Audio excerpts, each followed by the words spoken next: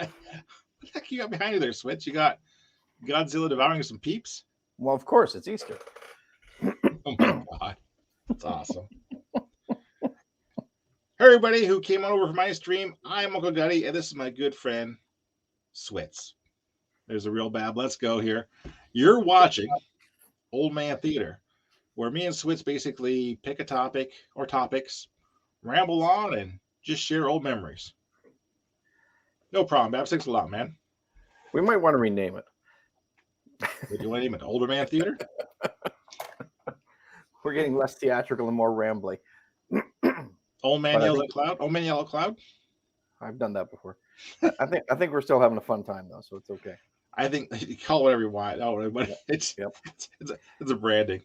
Just don't call us late for dinner. Exactly. So how was your day there, Switz? Not too bad.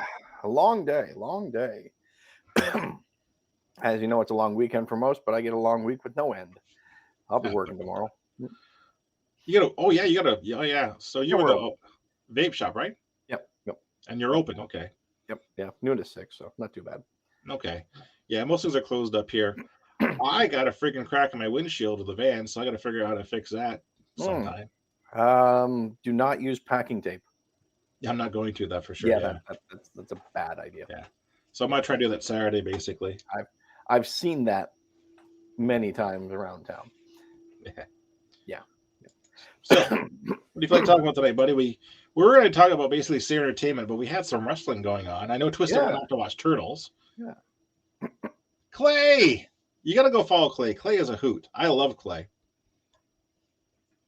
But why don't we talk about wrestling? Why don't we talk about wrestlers and all that? Because like I said... as I am an old man here, I don't know what LFG means with real Clayman there. Let's effing go. Let's effing go. Oh. You know. That's what women scream in bed, right? With you, right? Yeah.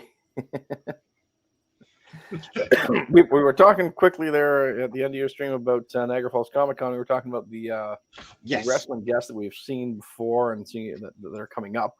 You've got Medusa, the Alundra Blaze. You got Wendy Richter, Trish Stratus, and Lita. You've also got Tito Santana. Oh, Tito's back. Strike Force. Tito's back. Yep. Jesse Ventura and Bret Hart. That's a word. What's that? Bret the Hitman Hart. Yeah, Bret's been there before. Jesse's an interesting guest. I didn't expect to see him coming to Comic-Con. No, but I suppose that all the residuals from being governor of Minnesota probably dried up for him, or maybe got written out of all those Predator residuals. Yeah. And we've got 7 guests, which is kind of not bad, but 4 women. Yeah. I'm kind of just to see Wendy Richter. Like Wendy Richter did not have a long run in the WWE. Right. Known for basically the rock and wrestling connection with Cyndi Lauper and all that. The cartoon. Yeah, feuded with Medusa. Medusa basically screwed her over. So her tenure in the WWF was extremely short. Yep. Yeah. Medusa, did she drive monster trucks after the She WCW? is a monster truck driver, I believe, as well. Yep. Not just that she had one named after her. She actually drives, I believe. Was she the one that threw the belt in the garbage? Yes. Yep. Okay. Yep. On WCW. So when she came over from WWF as Blender Blaze, signed to WCW, took the WWF women's belt with her, and chucked it in the garbage on TV, and that was actually quite an outrageous. What was WCW's Monday Night Show called? Nitro. What was their other show called? Thunder. Thursday Night Thunder. Yeah. Okay. Yep. Yeah. For some reason, I thought Nitro was on Tuesdays or on Mondays. Yep. There are a couple. Yeah. If you are a wrestling fan and a fan of wrestling history, there are a couple. I think books you can read. What's one? The Monday Night Wars is an actual, I think, a made documentary. But the Rise and Fall of WCW is a book you want to read, basically. Yeah. And also Chris Jericho's biographies. He touches on his time when he was in WCW, and his insight into how it was run was insane. So he was on Thunder. They had so many guys on the roster. They were just basically sit here, come wrestle for like 2 minutes, and you're done kind of thing repeatedly. Theme, he said, was generic basketball music number 32. They just pulled basically wrestlers' music from TBS for that. Yep. El Generico. Yeah, El Generico. Yeah, no kidding. Yep. It was a good time to be a wrestling fan in the 80s. And like I said, during the 80s, late 80s, 90s, they were kind of in a downturn. So they were going to towns like Belleville. Belleville's near where I grew up. It was a town of 30,000 people. Yeah. And they would actually have an arena. It would hold maybe 3,000 to 4,000. They would hold house shows there, basic for all intents and purposes. And it was crazy. What's kind of surprising is I don't think we ever really got them here in St. Catharines. No, you guys didn't, but they came to Belleville quite a lot. They go to Belleville, Kingston. Well, how long did you guys have the Bulls as the OHL team? Oh, gosh, we had the Bulls up until 4 or 5 years ago. Yeah, but how long, did you have them back then? Let me think here. What was the arena used for? If the facility was there, I guess that's why they could go there, I suppose. Yeah, Belleville Bulls, which was basically like a junior A team, was founded in 81. Okay. Yeah. So the facility was there. Yeah, it was just the Yardman Arena. It only held about 5,000 people. Yeah, tops, right? Oh, kind of like our Jack Gay Cliff, where we used to watch the Falcons and that. But it sold out. I remember seeing like Mabel wrestle. Yep. Jake the Snake, guys like that. And then, during the 90s and 2000s, I was up here in Ottawa. I had house shows up here where I saw Taker and guys like that. House shows are the best thing. If you want to see some fun, go to a house show because the entertainers basically aren't constrained by storylines there, and they'll experiment more and have a lot more fun. I'll tell you that much. Yep. Remember, was it with you I saw Eddie Guerrero in Hamilton? I think so. Was that the one where John Cena was puking under the ring? I think so. That was one, I think, too. Yeah. But it was Eddie Guerrero teaming with Chavo. Yep. And Chavo basically got on the mic and tried to rout the crowd. And he said, you're all this and that. You're all wannabe Mexicans. You're all fat and lazy. You're like, well, yeah, that's fair enough and all that. Yeah, you bet we are. You could have heard a pin drop in the arena. We're all nodding and all that. And he's pretty like, uh-oh. So Eddie grabs the mic and says, and hockey sucks. We're ready to charge the ring. Yeah. We're ready to kill him at that point, basically. Eddie Guerrero was a gift, basically, and on the mic and off the mic. And Paul Heyman was there that show as well. Yep. and guys are taunting him in the ring, right? And this is back when he was doing this Paul Lee thing. And he goes, yes, sir, I am bald, but your mother likes it. And, oh, my God. Oh, man. I do miss those simpler house shows because they would run them with 3,000-4,000 people. Nothing at all. Yep.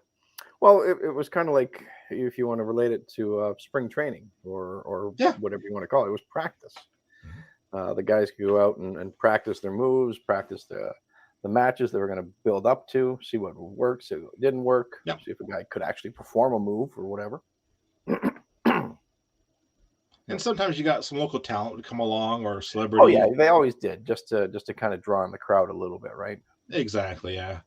Oh my God, I remember seeing The Godfather in Canada in Ottawa. I don't know how that happened, but because he come out, of course, wearing the white vest, red pants, and he had his escorts with him. Yeah, and he goes, since it is Canada Day, woo, hey, cheer, cheer, cheer. But I don't watch as much anymore. I don't know. I find it not as entertaining. I don't know why. The storylines, I guess, are a little dumb. I think that they kind of took away what I really enjoyed about it back in the day was the lack of pay-per-views when they only had like 5 or 6 or whatever it was. And so a story would take a couple months to culminate and the big battle pay-per-view. But now there's a pay-per-view every 2-3 weeks, it seems. And there's no time for these stories to really psychologically play out and tell a really investing story. I agree on that one, actually. Heavily so. And they oversaturate themselves. And I think they tried to fix that. I think they might have realized it back when they kind of split the rosters. Raw and SmackDown, you'd have a Raw pay-per-view, then a SmackDown pay-per-view, and you'd alternate. So your stories did have a little bit longer to try and catch up. But I don't think that they really successfully did it. And I think one other thing about it too is the personalities, they aren't large than life. They seem like average. Yeah. Well, I also back to my other thought there. I think once they they split the rosters. They did their separate pay-per-views. They'd see somebody getting hot on one, and it was like, well, we better bring them to the other one as well. We can't miss out on any excitement or any fans or any views. Yeah, that brand split was weird. And also, it all down. Even more so when they're in different networks. Fox and NBC were fighting. Well, we want so and so on our channel, and it just fell apart. But like I said, for me, the lack of large than life personalities like Kurt Angle, Stone Cold, John Cena, The Rock, they were larger than life. Exaggerated themselves. All the wrestlers today, they kind of just all blend together. So like I still watch the odd match on YouTube, the odd whatever kind of thing, but I don't go to my way to watch anymore. I used to watch the Rumble every year. I never missed the Rumble. If the modern characters were as good as they should be, they wouldn't have so many of the old ones still around, I don't think. Oh, they keep bringing them back. I'll tell you that much. They do, and I think that's because they haven't developed these larger-than-life personalities for the new generation yet. So they need to keep these old larger-than-life personalities around to keep the interest. That's been a huge maybe it's argument. Maybe it's to teach the newer wrestlers. I don't know, but well, what it is when who's in charge of the WWE farm? Was it Jim Ross? Was in charge of their farm system, Ohio Valley Wrestling. Uh-huh. He is the one who basically had the last class, they call it. So Orton, Cena, Angle, all the guys that they keep bringing back were the last Ohio Valley that Ross brought up. So when they're bringing people to the main roster, they're ready kind of thing, and they know they're going to be basically blue chip material. And that was one thing. The other thing is when they brought them in, you didn't run for the world title right away. You went for the USA, then the Intercontinental, and you actually worked your way up through the ranks to, kind of like you do in the video games. Oh, 100%. Yeah. Like Cody Rhodes, who left to go to AEW, and then came back, had a WrestleMania match against Roman Reigns, and for the world title, and did not win it. And a lot of people are basically, some are happy, some are unhappy with this. I thought Cody was hot. Give him the title, basically, right? I don't know. I know WWE is trying to basically put like 1,000 days on Roman Reigns for the title. That's their goal, basically. I hope he doesn't get like food poisoning or something like on day 9,000 or 999, and then really can't compete. Well, he is. Well, that's the thing too. They put so much money into Roman Reigns to build him up. I don't think he's as popular as Cena. Forget it. He's not international. But Roman Reigns is their blue chip guy. There is no other guy for Roman Reigns, basically. I thought he wasn't that good though back then. I mean, he is better, I heard, but by that time I don't care about this time. He's their blue chip guy. If he gets sick, like you said, or goes down or gets injured, that's it. Yep. Like, there's no one that can step up. It's not like, okay, The Rock's down, we'll throw a belt in Stone Cold or Kurt Angle or somebody.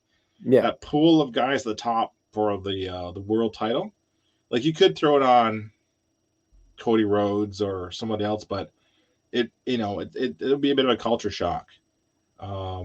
Speaking about going through the ranks and all that, they've talked about failed experiments. So like Jinder Mahal and was it Xavier Woods having the title for a short run, basically, and saying, this isn't working, pull it off and put it back on Reigns, kind of thing. So there's thoughts on that. What were your favorite wrestling gimmicks / characters? Oh, I love George Animal Steel. Yeah. Going in, acting like a total animal and ripping the ring apart, I thought was great. With what was his puppet mine? The little monkey or whatever he had hanging in the. Oh yes, his mine. Yeah, I liked him. Trying to think about 80s gimmicks because they weren't really like. Well, I think the 80s were great because you had the crazy, ridiculous characters like Skinner, the alligator hunter, and you had. I must admit. The Goon, who was the hockey player with the boots that had the painted on skate blades on the bottom of them. IRS, yep. Isaac Yankem, yeah, that's when Vince got crazy and started making these outrageous. Yep. Max Moon, like okay. I really enjoyed Bam Bam Bigelow. He was fun to watch. Bam Bam Bigelow, for a large man, could move very fast in the ring, was extremely agile. Yep. Him and Vader or both a large man who can really move in the ring. Yep. And Vader and Mick Foley would have some really knocked down, ugly, stiff matches and all that. Like you would not believe. Didn't Vader cost Mick Foley his ear? Yeah, he was wrestling in Germany. In Japan or somewhere? Okay. Yeah. In Germany. And he threw Foley into the ropes, and Foley got tangled up, went over the ropes, ripped his ear off. Yeah. Yep. Yeah. And ripped his ear off basically. Yeah. Yep. Foley also don't try that at home, kids. I know. But yeah, like I said, the 80s are all about basically heroes and villains, right? Like Nikolai Volkov, Iron Sheik, Hogan. I'm a real American. If you don't follow him on Twitter, the Iron Sheik is hilarious. He is hilarious. Break your back, make you humble. Sometimes though, he gets really spot on with his thing. Sometimes it's just F this, F that, and go F yourself or whatever. But other times it's like, wow, that was really sharp and clever, the one they did there. I wonder if his handler's tweeting from sometimes, but yeah, Sheik on Twitter is something else. Yeah. I've watched other wrestling. I watched AEW for a while. I watched TNA and I watched Impact. AEW was good for a while, but they've lost their way. I think they're just a spot fest. So I did hear that they had stats, which was kind of an interesting thing to keep wins and losses records. They do, but they started kind of ignoring them. No, well, that was a problem, right? So that's a great idea. I would like to see that. Oh, this person's 0-3 against this person, or this person's won their last 7 matches. Oh, okay, this is investing me. Well, that's how they were arguing. Like, this is now the true number 1 contender for the belt. Yeah. And this person had to go through the other people and all that. And it wasn't a bad concept until you looked at one guy who was 0-14. Like, okay. Yeah. Yeah. But that was the idea, basically, was to say, yeah, this is truly number 1. The stats, they were like reset every season and stuff like that. Not bad. No. Just, like I said, they've lost their way. Yeah. They started with a lot of good ideas. I have some critiques about AEW. When I first started watching, I was kind of impressed and kind of into it. Yep. Now it's repetitive. Tony Khan, who owns it, there were 4 executive vice presidents: Kenny Omega, the Young Bucks, and Chris Jericho. So not only are they basically at the top of Tony Khan, they also run the booking. So the problem is they can't book well because some of the divisions are horrible. Tag team movement, for example, and they book to make sure they're always on top. If AEW want to turn themselves around, hire real guys that can actually book matches and run, like you said, run storylines. And have those guys basically just wrestle and that's it, kind of thing. Like I said, I keep my finger on the pulse, but I don't watch as much as I used to anymore. Yeah. No. Excuse me. No problem. Yeah, that's my thoughts on wrestling. Like I said, I am. Yeah. Oh, by the way, WWE got bought, or there's a bit of merger. Yes, with Endeavor. Endeavor. I want to say Empire, but it's Endeavor. The parent company for UFC. Yeah. Those would be some interesting crossovers. Well, I'll tell you what. Actually, there probably will be some crossovers just for promotion. I'll tell you what. I got some. I got some good stuff for you on this one. So there's been a bit of a scandal. Oh, so you've heard about Vince, the little issues he's had, right? Which one? The one he was caught paying off workers and stuff like that. Previous affairs, yes. Yeah, using WWE money. Got cast out, comes storming back and takes back over his spot, basically, and says, I want to sell this place. Yeah. And I'm going to sell it for $9 billion. And the bugger did it. So Endeavor. But he only sold 51%. That's all he needed. Yeah. So he's still got a large chunk of it there that is under his control. Now his stock is worth a massive amount of money. I'm pretty sure he got like a $50 million bonus or whatever. But Endeavor is the company that owns UFC. Yep. So now Endeavor owns UFC and WWE now. So Endeavor owns 51% for all intents purposes, controlling interest of WWE, which we thought would never happen. Yeah. Vince is going to stick around. Triple H will stick around, but this will change. Endeavor will be trying to bring every last dollar out of WWE. there was talks going around that the age of cheap pay-per-views is over. Yeah. Because right now you can spend $10 by WWE Network. Congratulations, you got WrestleMania for $10 a month. Endeavor's not gonna. I can't see them retain that model because they charge like $56 for the UFC pay-per-views. Yeah, so they're saying that's the first thing that's going to happen. Yeah. Here's another thing I heard too. You know Ronda Rousey? Yep. Ronda Rousey, whatever. Well, she was kind of hot in UFC, got her butt whooped and became damaged goods. Yep. Goes over to WWE, spends a little bit. Guess what? Marketable. Yep. What if every UFC player that gets basically wrecked and unbankable, well, shipped it to WWE, they hit their peak and fall down, they start losing or whatever, and throw them over WWE, second life, right? Yep. There's huge concern this will happen basically as well. When are they going to get Conor McGregor? That's what they're talking about. That was what could happen next. No, seriously. Yeah. So there's a lot of speculation about what's going to happen. How crazy will that be? Because I don't think that guy knows how to throw a punch or to hold back on a punch. No, and that's what we're gonna think about. Basically, we're gonna hear about is, like I said, Endeavor will be making changes to WWE. It will not lead the way. It is huge bad. Like I said, the crossover potential is enormous. And I never thought Vince would ever allow a merger, but by geez, he did do it. Yeah. But yeah, I would expect that he's got some little backdoor clause where he can claw back that 1% after so many years if something happens. Kind of like a future considerations or a player being named later or a conditional draft pick in the NHL or whatever. Maybe, yeah. Right. I agree, Babs. If they threw, I don't watch either one really closely, but if you told me that O'Connor was going to come and wrestle, I'd watch that just to see what kind of train wreck would it be. That would be money. That would get some ratings. Yeah, I'll be watching too to see what else they do. Like I said, Endeavor is not going to sit back and just kind of like coast on their investment. They're going to try and get some money out of it. Yeah. I thought the Saudis would buy WWE. I thought I would put money on that they were the ones to buy it. But there was all the controversy or the uncertainty about what would happen to the women's ranks and stuff like that. Well, the Saudis could own it. But arm's length, they'd be able to go visit there and wrestle or whatever.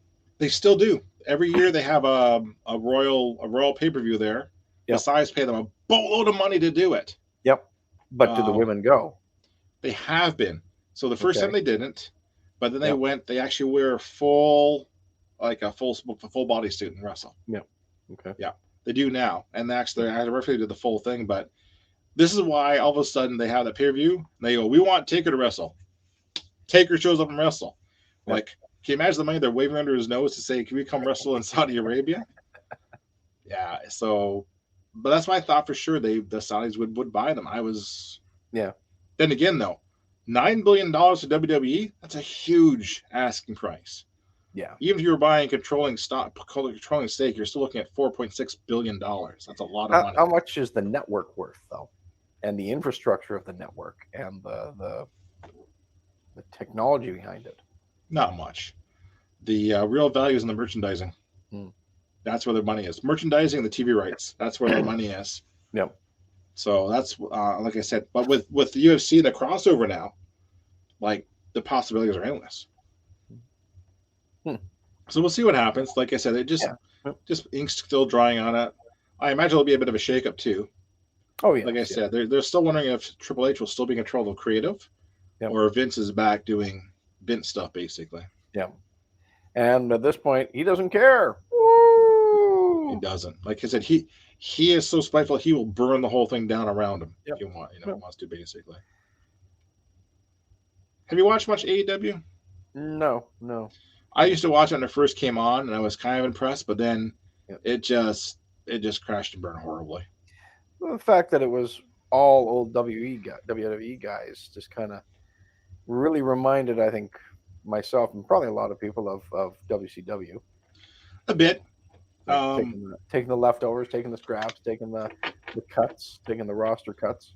It was also a bit what people call a spot fest. So the matches are just like, big move after big move after big move. Yep. Some people are into that. I rather see a match that tells a story. and slows down. Yeah.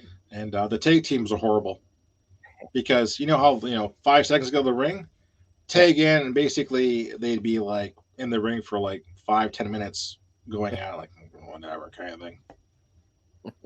So I stopped watching that. I used to be pretty faithful watching that. Yeah. Haven't watched Impact in ages. I couldn't tell you what's going on over there. I didn't know it was still around. Yeah, and well, NWA is still around too, but that is like totally off the radar. Yeah. Used to watch Lucha Dome.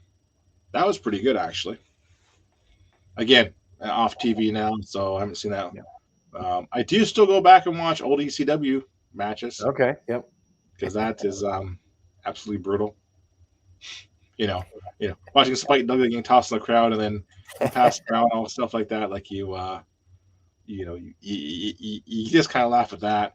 And then there's also like the New Jack stuff. Like New Jack was crazy. Like I said, if you enjoy that kind of stuff, I encourage everybody to go and check out Dark Side of the Ring. They're it's funny. I also see a lot of wrestling stuff on A&E now. A lot of like documentaries and things like that. They're big. They're very, very popular. And like I said, wrestling, they got all these documentaries on the whole history of a guy's career. And now this other one, this treasure hunt show. Yeah, trying to find old ring memorabilia and stuff like that from certain characters and certain wrestlers. It's kind of interesting. It seems a very rehearsed and set up. Like, I think I have a lead where we can get this. It's kind of like Pawn Stars, where he says, I let me call my buddy who's an expert on wooden discs to evaluate this. Yeah, it is a bit staged, that one, but it's like so you said, fun. well, it's fun. Oh, definitely. Like reality, like scripted reality TV is like beyond fun. Like, oh heck yeah. Like, so everybody understands, like, back in the 80s, 90s, it was very important to protect the business. People can't, realize that wrestling is, scripted and stuff like that. That's out of the bag now. You have smart fans now and all that. Yeah. So these biographies and behind the scenes are entertaining. I love watching them. Like hearing, Undertaker and Foley talk about their Hell in a Cell match. Hearing Jake the Snake talking about friggin' letting that cobra bite Ricky Steamboat. What? It was scripted? But hey, Bernie, guess what? I heard of something really stupid. WWE was trying to get it so you could actually bet on the matches. Tell me that's not a bad idea. Yes, I heard about that. That would be so wrong. But now they have like, employees can't bet and all that kind of stuff. Yeah, somebody's saying, hey, put hey, $6 on this one in the third. Yeah. But they used to have kind of a what do you call it? Like a wrestling pool. So you could pick wrestlers for like it was like a 6-month period. And depending on their wins and stuff like that, you could actually work points to see how high you go up in the ranks. So they were actually gonna let you bet on wrestling matches. Like, oh man, that's like totally bad. Yeah. Oh my god. That's like betting on Shakespeare. Ooh, I bet you Hamlet's gonna get it now. Oh my god. But ooh, out damn spot.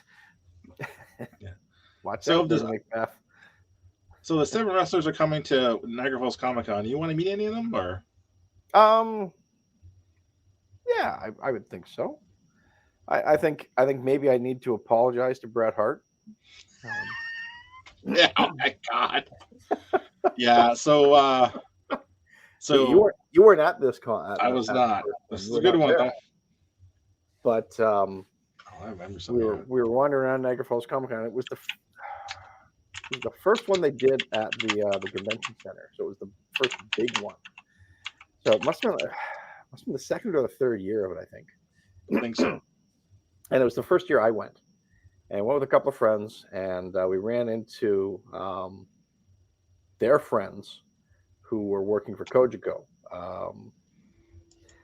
and that was the local cable access provider up here. They had a cable access TV show, filming all the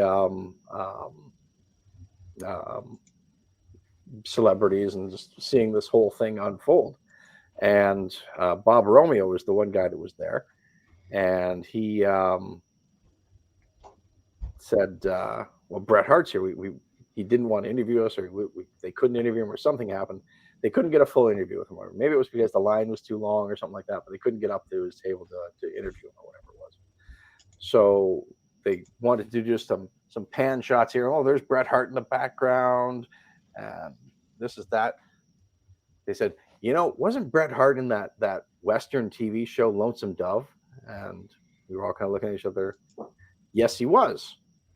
I was like, well, wouldn't it be hilarious if somebody went up there and just screamed, "Holy crap, it's Bret Hart from Lonesome Dove"? And well, we kind of thought, yeah, that would be kind of funny to see, especially if it's going to be on TV and we get to see it later. So we needed a volunteer from the audience.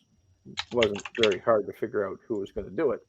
I stood in front of Bret Hart's table, like 10 feet away or whatever, and they had the cameras rolling, and then he was talking to me and they're overdubbing it, and Bret Hart's here or whatever, and it's like, "Holy crap, it's Bret Hart from Lonesome Dove!" And you saw Bret Hart look up from the table, and he was looking like, "What the hell? What's going on here?" And just this look of disgust. Here, what do you get this, buddy? Yeah. There he is. Lonesome Dove. We should listen to 8x10 to get him to sign it. Wouldn't he? I was going to say we need to track that magazine down from eBay or wherever, and we need that signed. March 95, $20 is all ours. All right. Oh man, Lonesome Dove super fan. Yeah. I think I need to meet Bret Hart because I've never met him actually, and maybe apologize for my antics of 10 years ago or whatever it was. I don't mind meeting Trish Stratus. I'll have to see here. Yeah. Tito I can skip. Jesse Ventura, he's probably pretty crazy. He'd be interesting to meet. He'd be interesting to hear a Q&A on. I'd love to hear a Q&A because he would not hold back. No, he would not. No, he would basically tell all of that. We'll put that on the to-do list. What he ran as an independent for governor, wasn't he? Yes, he did. Was he independent or was he libertarian? Let me check here real quick. Independent leaning libertarian. I don't know. If the audience knows, speak up. I'll look up really quick here. Governor Minnesota is the Reform Party of Minnesota nominee. Reform Party, okay. Later joined the Independence Party of Minnesota when the Reform Party broke apart. If anyone knows what the Reform Party stood for, let us know. Good question. I think it was like an independent fringe, but I knew he was basically not in favor of helmet laws. Yeah.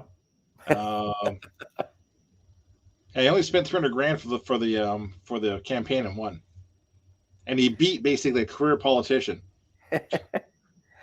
You wonder, like, was it an unfair advantage because he was a known wrestling personality? I think people were just kind of fed up with the guy's power. And that too. People were fed up with the status quo. Let's vote this guy in here. How bad can he do? So he won in 98, and I think he was governor until like 17 years. I think it was one term.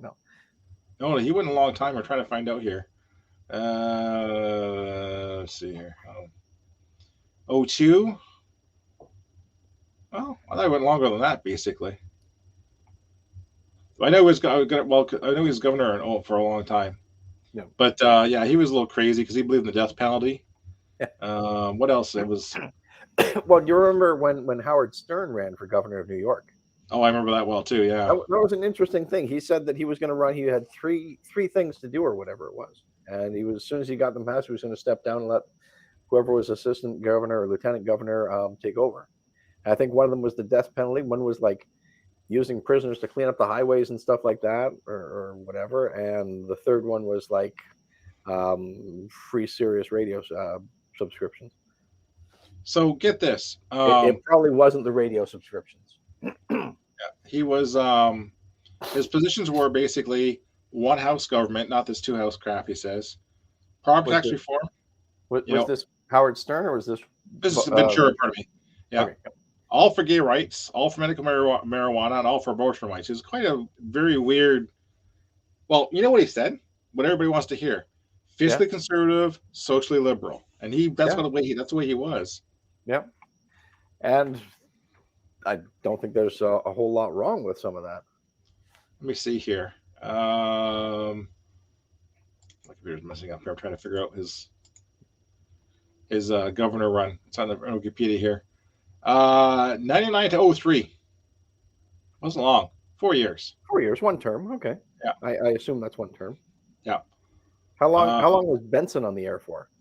Oh, almost like 7 or 8 years. It was long for a while, actually. Yeah. Hey. Yeah. He was also mayor of Brooklyn Park from 91 to 95 as well, too. Really? Huh. Yeah.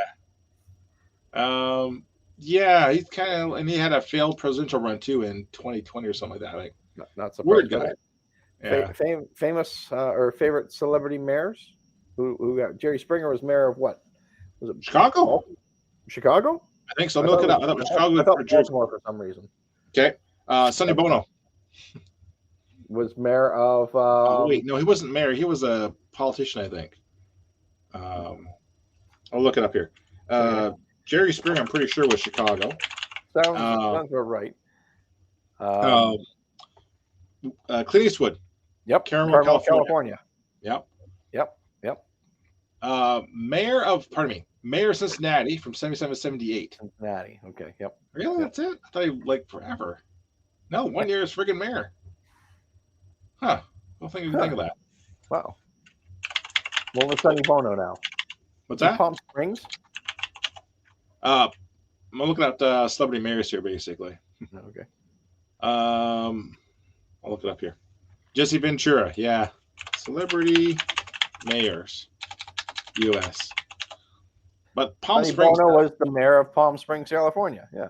88. He was there for a long time, wasn't he? 88 to 92. 4 years. Well, 4 years ago. And then served as the representative for the 44th district from 95 and goes death in 98. Yeah. Okay. So he got into politics a little bit later on, I guess you could say, because he died in 95, right? Yeah. Well, then you got some guys like Reagan. So Reagan was an actor. Yep. I don't remember some of these people on this list here. George Murphy, John Davis Loge, Helen Douglas, Fred Grandy, Ben Jones. Oh my God, wait. Ben Jones, once known as Cooter on the long-running TV show The Dukes of Hazzard. Jones had a second career as a Democrat representing Georgia in the U.S. House of Representatives from 89 to 93. Wow. Yeah, and basically lost his seat in 94. So he was there for a bit. Yeah. Shirley Temple. Wait a minute. No. Oh, wait a minute. Shirley Temple became the U.S. ambassador to Ghana in 74. Okay, I remember hearing something about that. Yeah. Clint Eastwood, Mayor of Carmel by the Sea in 86. Yep. Was there until 01, apparently. He was there for quite a while. Yeah. Schwarzenegger. It was like a small town, really. Yeah. So. Al Franken, Jerry Springer, Cal Penn. Well, yeah, he was in the White House, Cal Penn, technically. Yeah. And Melissa Gilbert, Democrat election. Okay. I thought it was more mayors than that, though, that were celebrity mayors. Cal Penn was never elected to anything. He was just appointed. Yeah, exactly. I know there's a lot of failed people running for mayors and stuff like that. Yep. I remember when Dan Fielding lost to a dead guy. Oh, wait, that was Nate Cook. I remember when basically the people of Nevada elected basically a dead pimp to represent them in the Senate. So what it was, I forget his name, was something Hoff. He ran the chicken ranch, a brothel in Nevada, ran the Republican ticket, died just shortly before the vote. Unfortunately, according to the rules, you cannot change your candidate on the ballot. He stayed on the ballot. He won. So at that point, basically, someone else picks who now serves for that guy. But yeah, how do you feel about that, basically, when you lose to a dead guy? Yeah. How many dogs have been elected mayor? Animals elected mayor. That's good trivia. Animals elected mayor. Animals elected mayor. And what would be the best animal to have as a mayor? Oh my goodness. In August 2014, 7-year-old Duke the Dog won an election and became the new mayor of Cormant, Minnesota. Oh my God. There's an actual Wikipedia category on this. In July 28, a cat named Sweetheart was the mayor of Omena, Michigan. Oh my God. March 2019, a 3-year-old Nubian goat named Lincoln was the mayor of Fairhaven, Vermont, defeating a Samoyed dog named Sammy by 2 votes. As recently, basically, these are honorary mayors too. 2013, 3-year-old cat was voted honorary mayor of Columbia Heights in Minnesota. But yeah. What would be the best animal to have as mayor? Monkey? Dog? Wolf? Some sort of a pack animal? Cat won't ask for anything, basically. Yeah, Fairhaven, I looked it up. The town lacks a mayor, but has a ceremonial mayor election opens to pet animals with a paid submission to raise funds, basically. The 18th ballot, Cavalier King Charles Spell named Muty was elected mayor for 1-year term. That'd be awesome, right? Tell me you would not, absolutely not, love, an animal mayor. I would hate to have to be the person that has to clean up after the mayor or rub the mayor's nose in the pee-pee on the carpet in the city hall. I'm sorry. Bad mayor. I'm just thinking. Looking back to Groundhog Day when the Quebec groundhog died. On Groundhog Day. and they go, he's dead. Dad! They start dancing. The kid's like, hey, he didn't see his shadow. They literally went up because he's dead. And the kids were like just in total shock. I couldn't believe it. I thought it'd have more tack and all that. Oh yes, Canadian groundhog Fred Lamotte found dead before planned prediction. Yeah, but undeterred, a child wearing a groundhog was called up on stage, handed a stuffed groundhog toy, and asked for a prediction. He forecasted a lengthy winter. But when they announced it, if you go look on YouTube, Fred the groundhog passed away. The guy is as nonchalant and serious as a heart attack. By the way, Fred is dead. So let's call this child to give a prediction for us.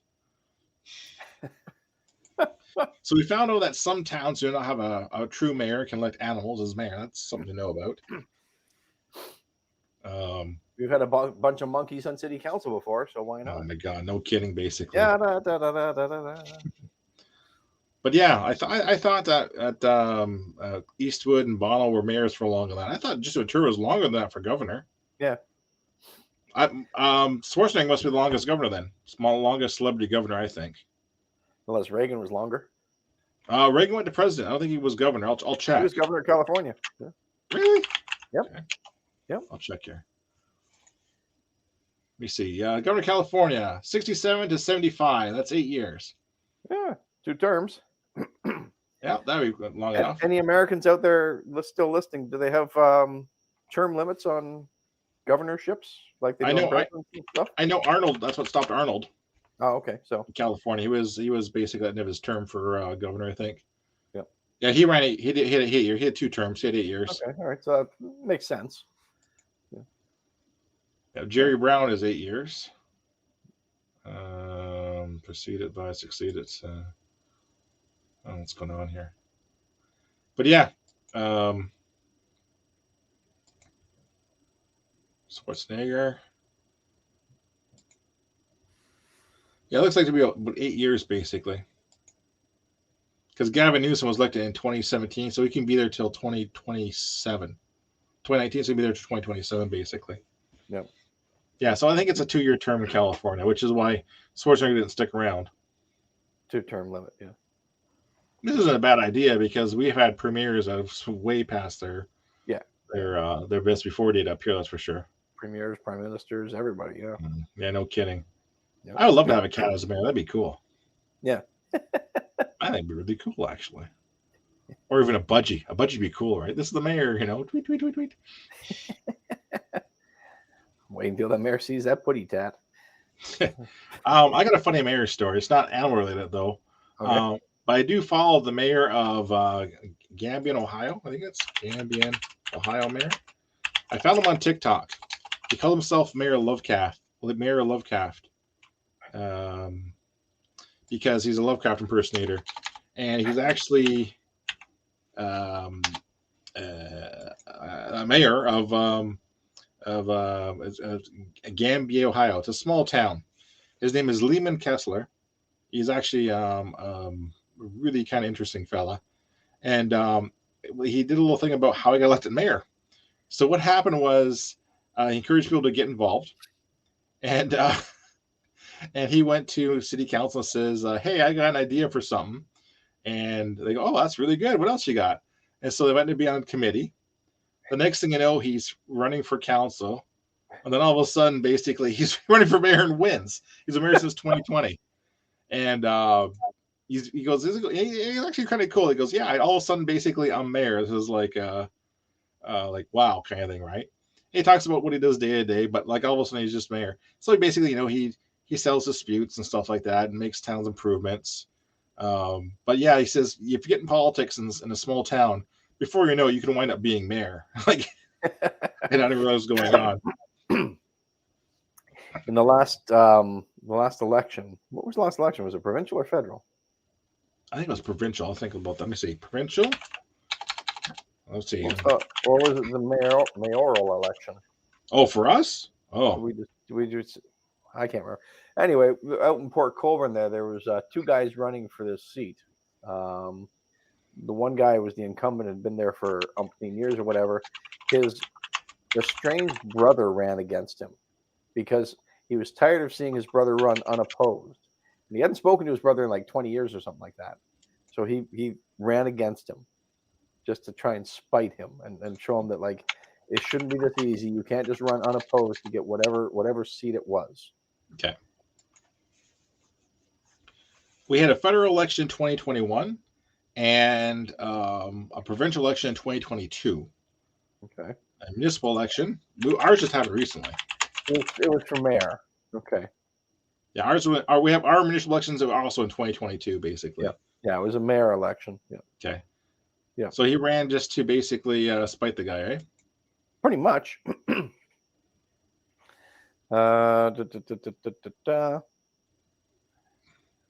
see.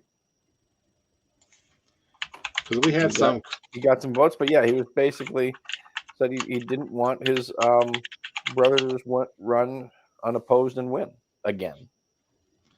We had some really crazy mayor candidates for up here, basically. We had one guy who basically was just a crypto guy, just trying to sell crypto. He went to his website, it was like buy crypto. Yep.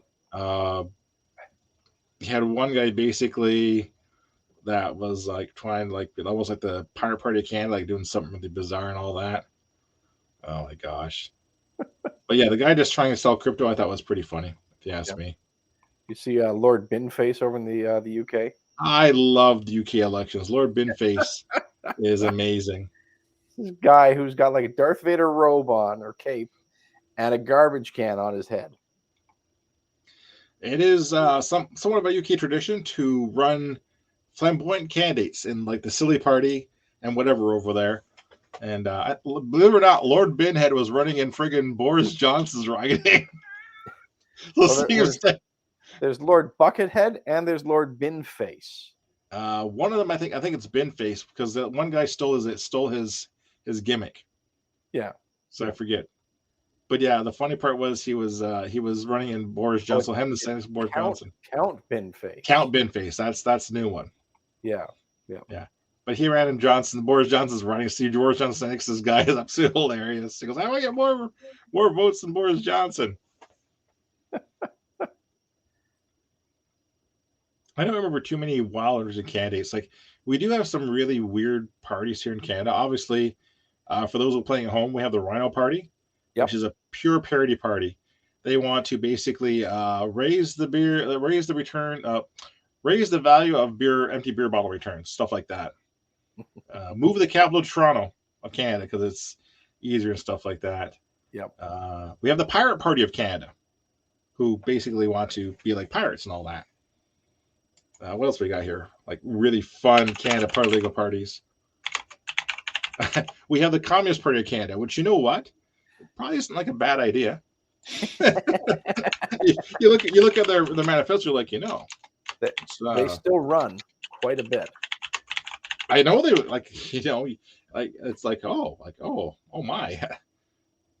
You look at it like, oh, here is Count Binface. Lord Buckethead. Lord Buckethead. Okay, yeah. Buckethead. Yeah. And then there's Count Binface, because one of them stole the other guys' And then there's yeah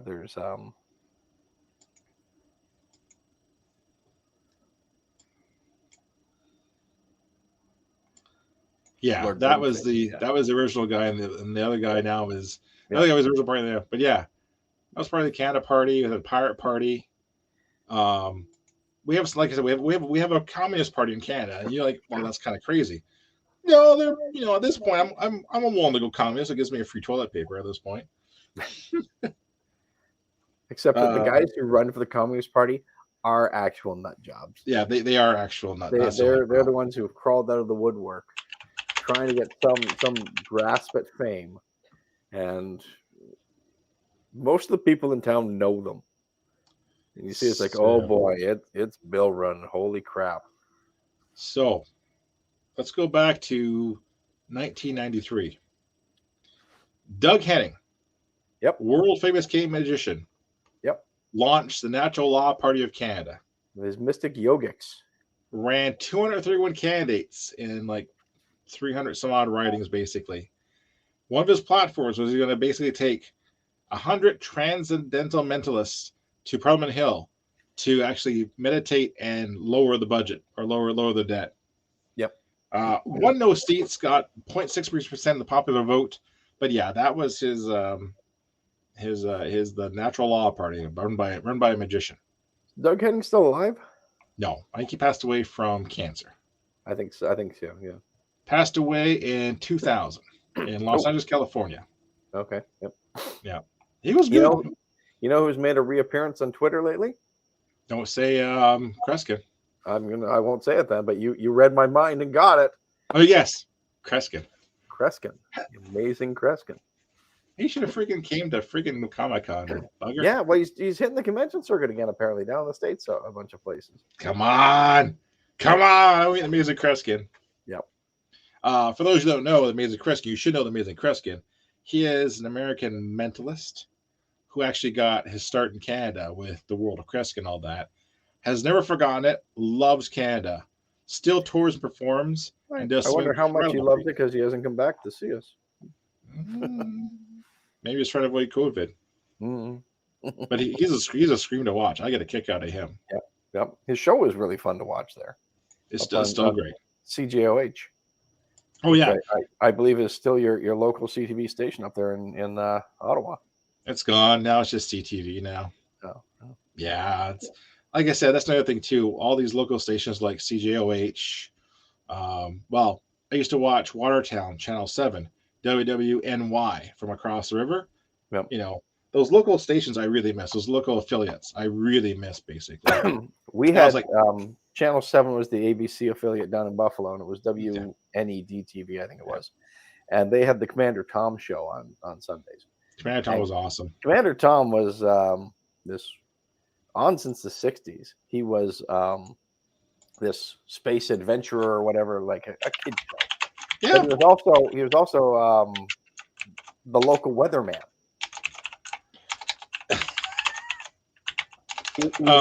He had a day job. I remember watching him in Peterborough, Commander Tom. Yep. I thought he was awesome. It was Tom Joles was his name. Is he still alive? I don't know. I'll look it up here.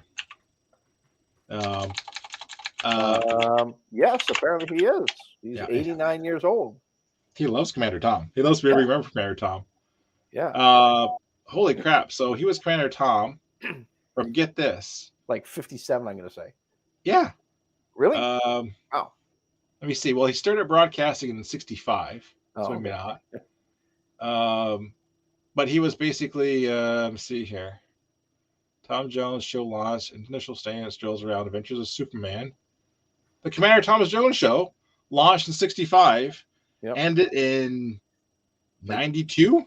Oh wow, I was going to say like 88 or something. No, he went basically. Yeah, until probably he retired from the weather job. Yep. Yeah. I love stuff like this because you know that a lot of these local affiliate stations, weathermen, were the late night horror hosts. Yeah. he did kids TV instead. Yeah. But it was a fun. He kind of did like little skits with the puppets or whatever, I think, and he did like introduce the cartoons and that sort of stuff. Oh yeah, and same guy. Well, I would say same guy, but the same concept from WWNY TV7 Watertown.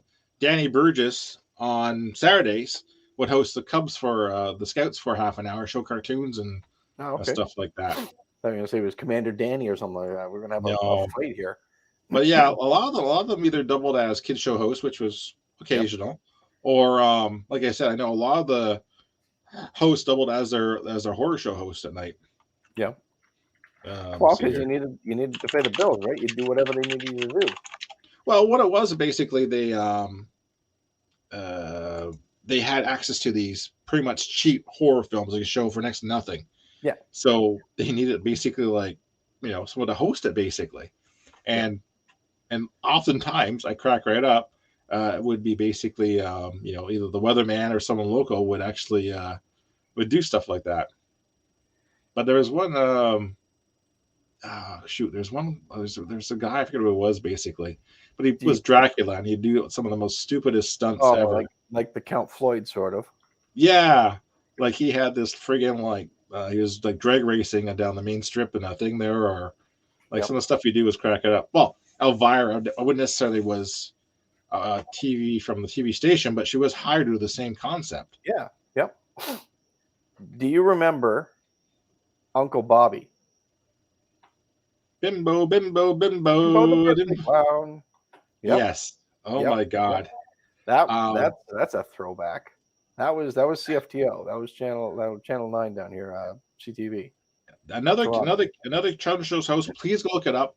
He had Bimbo the birthday clown, which was this terrifying cardboard clown that come out of this wall, terrifying, and sing this incredibly scary song with these crocheted puppets that popped down from the top. It was like, it was like, wow.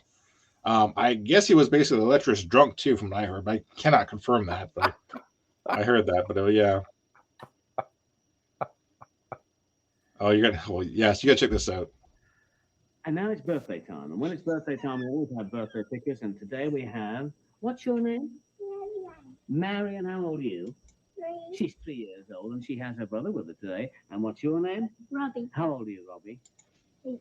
She's 18. Anybody out there 8? Well, we hope you'll have a happy day. Now, when I knock the door, I want both of you to shout, "Come on out, Bimbo, please." Okay? Are you ready? Go. That's it. He's coming out. Here comes Bimbo. And Bimbo's getting. Oh my God! Here it is.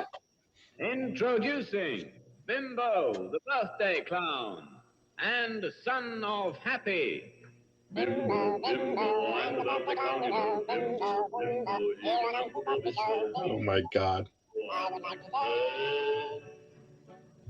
say, you and you, a very happy birthday. Kids would watch this every week. The birthday clown with his pocket full of birthday letters. He's got 2 friends, Birthday Bunny and Birthday Bunny's friend, who are coming up out of the tunnel. Here they come, giving me the message, which is, have a happy day, even if you didn't have a birthday. Oh my God! Happy, come down from the sky. And here's the crocheted strange puppets. There he is, Big Daddy Happy, and Mrs. Happy. Come on down, Mrs. Happy, and down a bit more, Big Daddy. And here comes Wilson, Keppel, and Betty. Here they are. Oh my God! Everybody's ready. Are you going to stand next? Marion, he would do this every show. When I say 3, I want you and everybody else at home to kick. 1, 2, 3, and oh, fantastic! Oh my God! You're doing well, Robbie. Here's Happy with the word. Happy birthday to And he's going to kiss the missus. Happy Kisses the missus. birthday 3 times he kisses. That's twice. Oh my God, Switz. Don't you? We can live. Okay. Now don't forget to kick and happy birthday. Robbie, you're the biggest. You blow the whistle very hard. Oh, that was over the other side, Robbie, Marion. And I'm pretty sure they watched it between There are going to shows. be 2 winners because we're going to put the letters in the hat, and those of you together shout, fanfare, please. Fanfare, please. Thank you very much, Arthur. Here's the fanfare. Pick one out for me. Oh my God. Here's the first one. The first winner is Jason Jones of But this is a lost art. The second winner yeah. coming up right now. The second winner is Michael Snyder, and he lives in Scarborough. Abracadabra, abracades. If you want to join in, here's the address. There you go. It's Uncle Bobby, CFTO TV. Like, Box 9, there's a Toronto, reason why Bozo the Ontario, Clown was so M4A, popular. 2M9. And Howdy Doody. Like Bozo the Clown, basically, you want to watch the show not just for Bozo the Clown, but to win those awesome prizes he was giving away in his games and stuff. Yeah, that's true, Mike. Yeah, really. He was a very grumpy man too. Especially if he was Uncle Bobby. Oh my God. Now, is Uncle Bobby still alive? I don't think so. If he is, I bet he's still grumpy. What the heck was Uncle Bobby's real name? Type Uncle Bobby TV show host. I'll come right up. I guarantee you. He died in 2007. Okay. Robert William Bobby Ash. Bobby Ash. Right up there with Uncle Bobby. Of 82. That's all right. That's a good run. Yeah. Good right, run for a very grumpy man. Right up there with Uncle Bobby, though. I gotta put the Hilarious House of Frankenstein. Yes. Billy Van. Billy Van. Billy Van was an underrated genius, Canadian celebrity.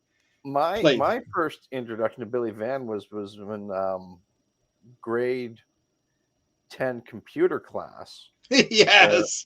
Where he did little public access shorts on computer programming or whatever on TVO. On TVO, there's so-called Bits and Bytes, and he would pretend to be the clueless computer guy. And Luba Joy.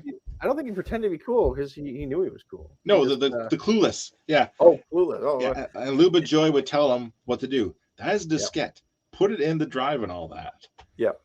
But he played several characters over on Frankenstein, like Frankenstein, the Wolfman DJ. Yep. What else did he play? I love Griselda, the cook, because usually that filmed after lunch when he had a few. So he was a little like that one. The librarian. Yeah. Like I said, I love watching that show immensely.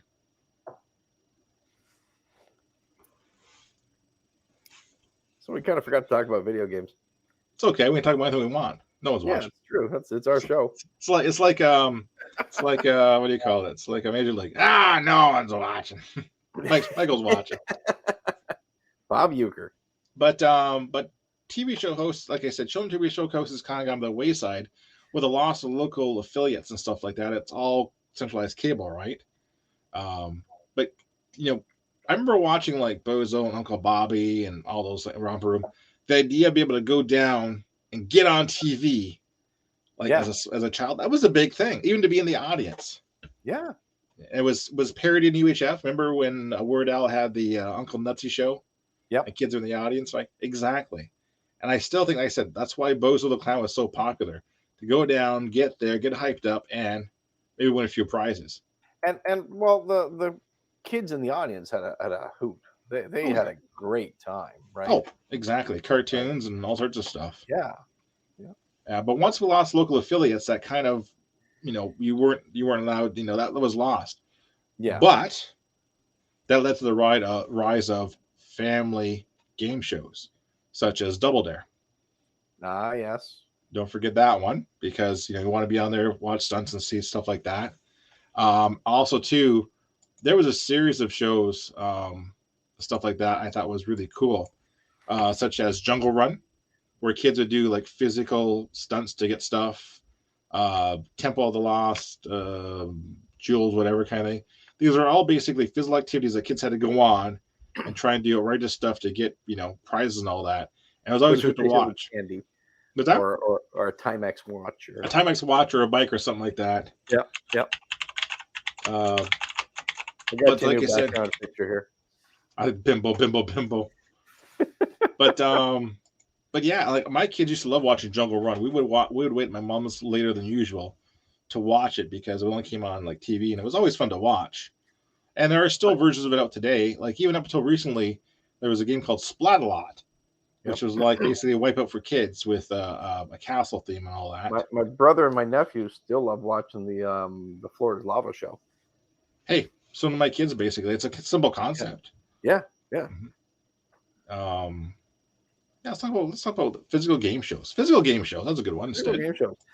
What was the one on Spike TV? Most Extreme Challenge. Most Extreme Challenge. Yes. Yep. Don't get eliminated. So Most Extreme Challenge was basically footage taken from a Japanese game show called Takashi's Castle, hosted by B. Takashi. Get this. Here's the original rules. 100 competitors start. If you lose, you're out. Yep. And usually made it to the end with like 4 or 5 people left, basically. Yep. You had to be in these little ships to shoot Takashi to win the money. No one ever won because the final event was impossible.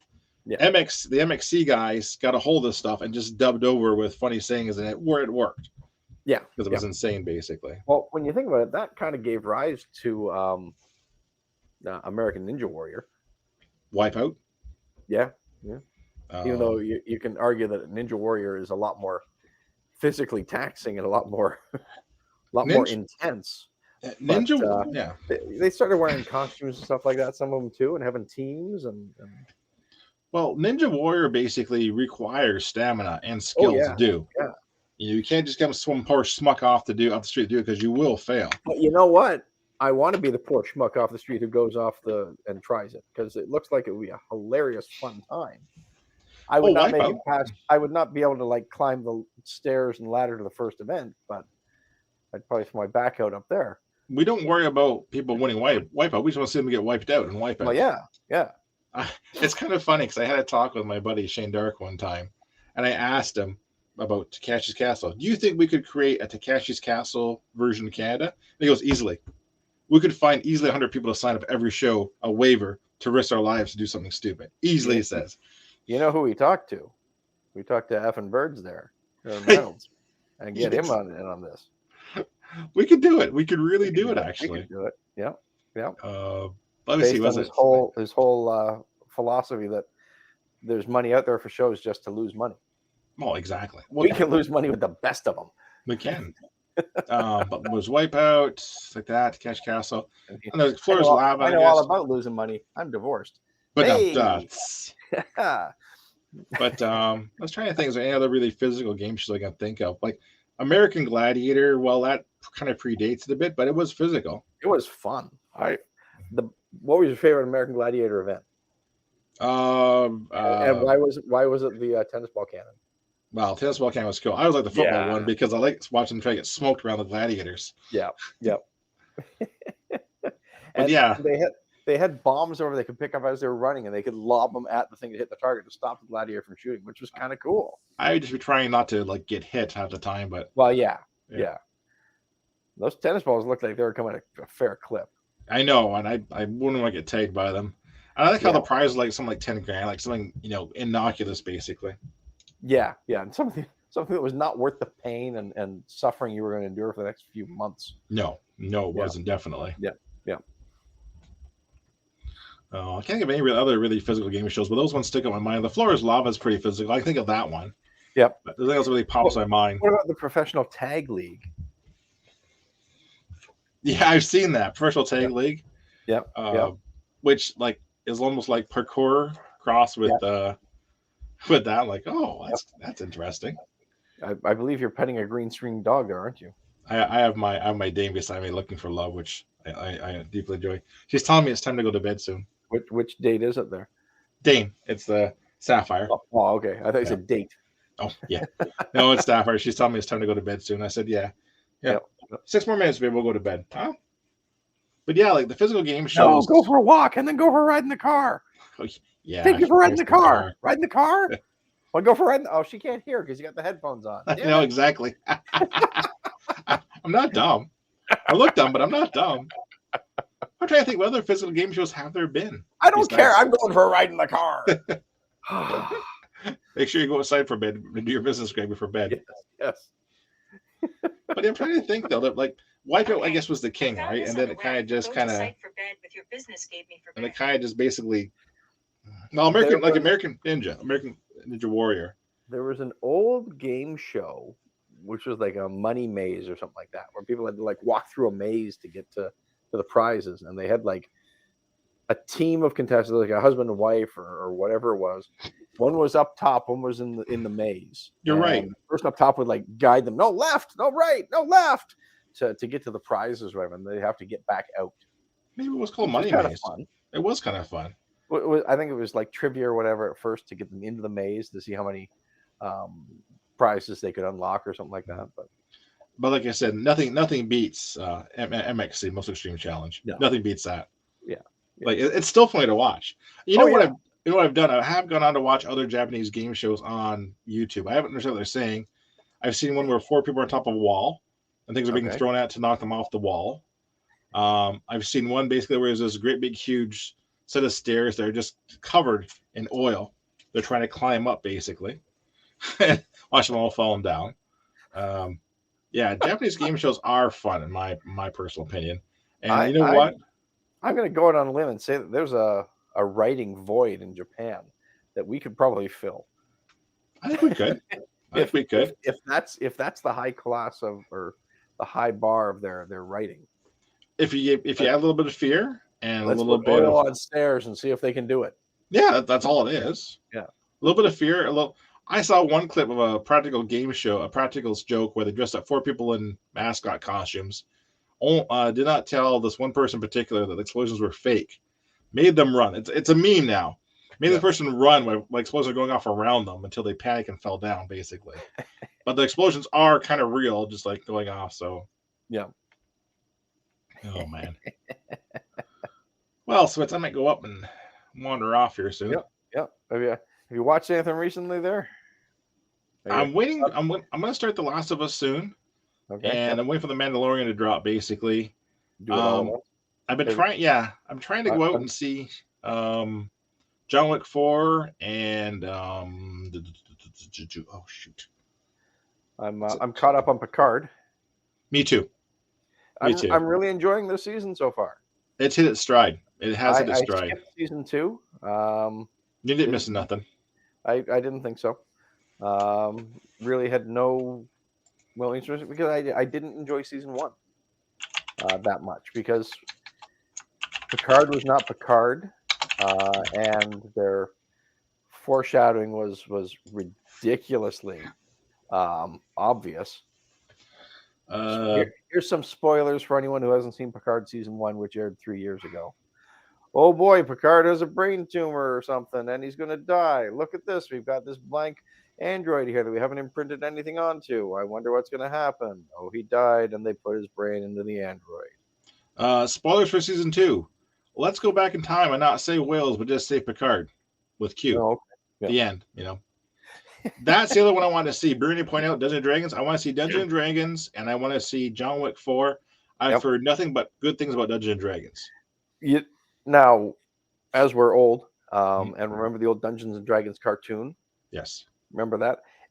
In one of the clips that I've seen for the movie, they have the characters from the cartoon off in a side running through the maze that pops up. I don't know if that's the beginning of the movie or whatever it is, but Hugh Grant introduces it, and here's your thing you got to do, and they show those characters kind of running off to the side.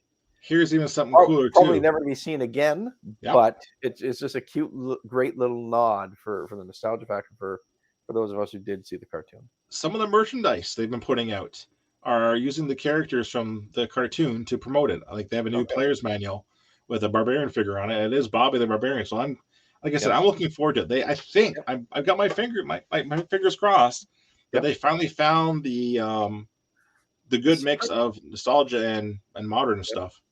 Which one was Tom Baker in? He was in a Dungeons and Dragons movie. I wonder if it was second one, They're not the both first one. They're both kind of crappy. So The first one, well, there were more than just those two, but the first one had I can't remember who's in it now. Well, it had Jeffrey Irons. Yes, and he was Jeremy Irons. Jeremy Irons, and basically between his takes, he was ready to get out of there at any time. Yeah. That's a good question. He wasn't in that one. He wasn't in the second one either. Wrath of the Gold Dragon, it says. Okay. But I was sure. Oh, he was in the first one. He was Halvorth the Elf. He was in the first one. Yeah. Oh, okay. Yeah, I remember that. Yeah, I remember the first one because when the thief died, everybody cheered in the theater. It was so bad. I'll tell you what. We will break down some Dungeons & Dragons movies in our next Old Man Theater because we have to talk about that one. All right. And also, too, we got to talk about the cartoon as well. Yes. The cartoon that they never aired the last episode. Yeah, it was. But it's available on the DVDs. Is it on the DVDs? I heard that. I know a guy who's got the DVDs. Of course you do. And when you come down in June, if you want to watch them, we can.